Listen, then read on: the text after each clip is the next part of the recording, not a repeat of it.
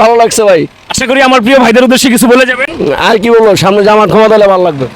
পুরস্কার আমি পলাশ ভাইকে দিচ্ছি। Thank you so much. আসসালামু আলাইকুম প্রিয় বন্ধুরা, আমি আপনাদের এই ভালোবাসার ভাই। আমি এখন অবস্থান করছি রূপগঞ্জে গার্মেন্টস গেট অবস্থানে, যে অবস্থানটা আপনারা অনেকেই চিনেন, অনেক জ্যামজটের মধ্যে আছি। এখন আমি আপনাদেরকে প্রশ্ন করব। আসসালামু আলাইকুম ভাই। ওয়ালাইকুম আসসালাম রহমতুল্লাহ। ভাই আপনার নামটা কি? আমার নাম পলাশ। মাশাআল্লাহ, অনেক সুন্দর একটি নাম পলাশ ভাই। আমি আপনাকে একটা প্রশ্ন করবো, আপনি প্রস্তুত? বলেন। প্রশ্নটা হচ্ছে, আজকে প্রশ্নের বিজয় যদি আপনি হতে পারেন তাহলে আপনাকে একটি পুরস্কার করা হবে। প্রশ্নটা হবে, রমজানকে কয় ভাগে বিভক্ত করা হয়েছে? 3 ভাগে। মাশাআল্লাহ, আলহামদুলিল্লাহ, রমজানকে 3 ভাগে বিভক্ত করার জন্য প্রশ্ন দিতে পারে। কি কি একটু বলবেন প্লিজ?